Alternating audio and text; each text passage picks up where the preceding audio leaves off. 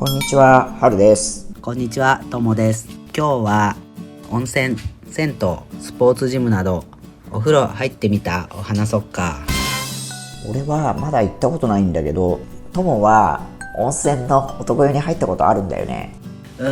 最初に男湯に入ったのはスポーツジムのお風呂だった。そうなんだ。 FTM の友達2人と初めてジムに行った時だったんだけど、そのジムのお風呂に入ると真ん中に小さい風呂があって、その周りに個室のシャワールームがあるっていうような感じだったの。で、僕も友達2人も注射も胸オペもしてたけど、下はまだしてなくて、でパスグッズも持ってなかったんだよね。でも3人いたから、みんなで入ってみよっかってことになってさ。で3人で前をタオルで隠して中に入ったんだけど、ドキドキだね。だけどさ、入ってみたらそのちっちゃいお風呂にさ、ジム帰りのおっさんたちがもうぎゅうぎゅうに入ってて、いやもうこれちょっと入るの無理ってなって、もうみんなで個別のシャワー入って出たんだよね。そっか。どう？周りの人は隠してた？いや、それがそのジムはもうほとんど隠してなかった。隠してる人もいたけどね。そうなんだ。で次は結婚して奥さんの家族と旅行した時に、父さんとお兄さんと甥っ子と温泉に入ることになって、その時まだお風呂のパスグッズにも会えてなかったから、何にもつけずに入ってさっと洗って出たんだけどさ。それすごいね。随分勇気あるな。勇気っていうか流れで仕方なく、女風呂に入るわけにもいかんしね。そうだよね。お兄さんがすっごい優しい人なんだけど、後からコンタクト取ってるからあんまり見えないよって言ってくれたんだよね。優しいね。僕は FTM ってことを知ってるし、多分すっごいもじもじしてたんだろうと思う。そっか。甥っ子は？甥っ子はまだ2歳ぐらいだったから、一緒に入ったんだけど、もうすごい抱きついてくるけど、下を触られないようにお尻こうやって持ち上げてだいたい気上げてた。そっか。脱衣所ではみんなで脱ぐときはどうしたの？最初はトイレに行ってくるって言って遅れて入って、であとは早く出てみんなと一緒に着替えないようにした。それがあってからパスグッズの動画で紹介したお風呂グッズを見つけたの？そうそう、パスグッズのとこでも話したんですけど、どんなものかは概要欄に貼っときます。色は何種類かあるの？色はね1種類だから、もしかしたらちょっと肌に合わないっていう人もいるかもしれない。でこれトラベルポータージャパンさんっていうとこが販売してるものですごい人気らしくって、入荷してもすぐ売り切れるんだよね。そうなんだ。ってことは使って入ってる人が多いってことだね。いや、もしかしたら一緒に入ってるかもね。そうだね。これがあるとやっぱり違う？何もつけないで入った時に思ったんだけど、風呂場を歩いてる時は普通にタオルで隠せるし、湯船に浸かればあんまり分かんないし、で体洗うところはだいたい個別になってるから見えないんだよね。そうなんだ。だけど問題は湯船に浸かる直前とか上がる直前とかにタオルが外れてる時、それからお風呂から上がって脱衣場でパンツを履く時、ここが問題なんだよね。そっか、そこね。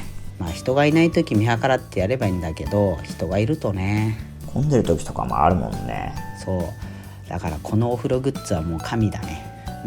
タオルで隠さないで歩く分にはちょっとバレるかもしれないけど、湯船に入る時とかタオル外す瞬間にチラッと見えても大丈夫だし、パンツ履く時もあるってわかるからね。そうだね。実はこの前ズームで友と話した時、つけてるとこ見せてもらったんだよね。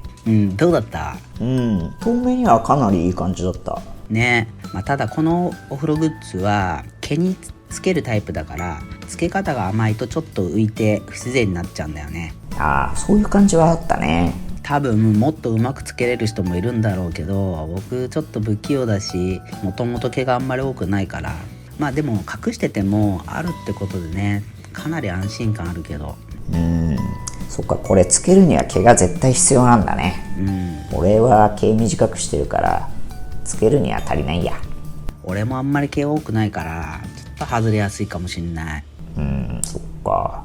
男湯ってさ、どんな感じ？まあ施設自体は当たり前だけど女湯とほぼ同じ感じで、最近は洗い場は個別になってるところが多い気がする。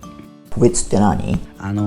両側にこう仕切り壁みたいなのがあるような感じで、多分隣にシャワーかかんないようにしてんだろうけどね。あ、そうなんだ。それいいね。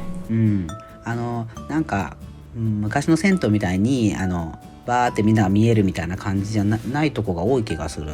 だから初めての時はちょっと慣れるのに一回個室まで行って洗って出てもいいかもしんないよね。誰もあいつ湯船入ってねえみたいな見てないもんね。そうそう多分気にしてないと思うから。で、あとは前なんだけど、前はタオルで隠してる人もいれば全然隠してないっていう人も両方いるって感じだね。ああ、そうなんだ。どっちが多い感じ？なんか東京とかのなんかスーパー銭湯とかは隠してる人が多い気がするんだけど、なんか地方の温泉とかはなんか意外と自由に隠さない人が多い気がする。そうなんだ。どう？結構みんな人の見てる感じ？あからさまには見てないけど見てると思う。そっか。やっぱりそこに視線がいっちゃうのかね。友も自分でテンパってはいるけど見ちゃうの？そう、僕はね結構見てる。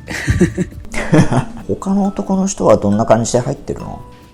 みんな他の人を見てたりするより自分がリラックスしてくつろいでるって感じだよね。